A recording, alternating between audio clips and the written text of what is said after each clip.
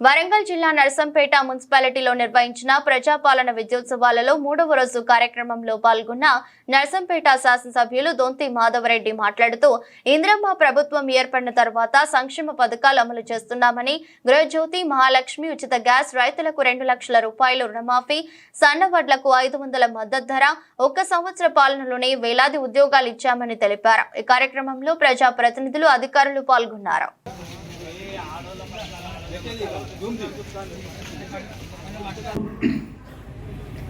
ఇంద్రమ్మ పాలన సంవత్సర కాలం పూర్తయిన సందర్భంగా మన యొక్క రాష్ట్రంలో ప్రజాపాలనలో భాగంగా మన యొక్క ప్రజలందరికీ ఇంద్రమ్మ పాలనలో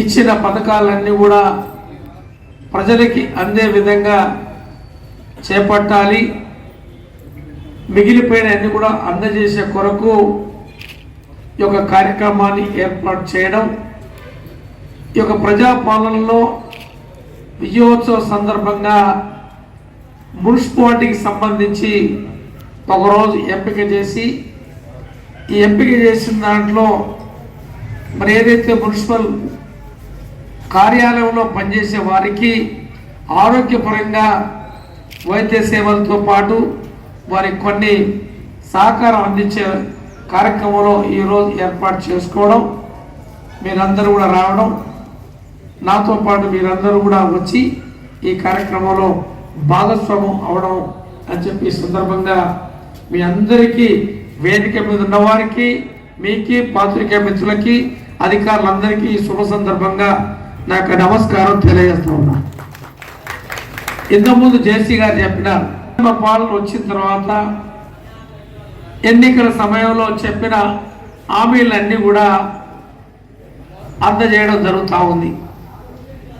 అందులో కొన్ని కార్యక్రమాలు అందజేయడం, కొన్ని కార్యక్రమాలు ఇంకా అందక ఏదైతే ఇంకా ఎదురు చూస్తున్న ఈ యొక్క నేపథ్యంలో మొదటిగా ఏదైతే మహిళా సోదరి మళ్ళకి మరి గ్యాస్, ఒక భార్యాభర్త కుటుంబంలో 3-4 ఉంటే కనీసం సంవత్సరానికి 4 అయినా మన గ్యాస్ సిలిండర్లు వాడేది।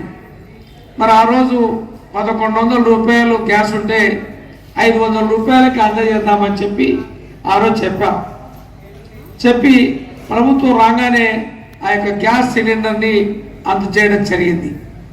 మరి ఈరోజు ఒక కుటుంబానికి 600 చొప్పున 4 వాడితే 2400 రూపాయలు వెసులుబాటు అందించే కార్యక్రమాన్ని అమలు చేస్తూ ఈరోజు ప్రభుత్వం ముందుకు సాగుతూ ఉంది। మరి దీంతో పాటు ఇంటి కరెంటు మరి దాదాపు ఒక 500-600 రూపాయలు కరెంటు ఖర్చు మన నెలకుంటే ఉచితంగా కరెంట్ ఇస్తామని చెప్పి చెప్పడం ఈరోజు అందరూ కూడా అమలు చేస్తున్న ఈ యొక్క కార్యక్రమం అని చెప్పి సందర్భంగా మీ అందరూ కూడా తెలియజేస్తా ఉన్నాను।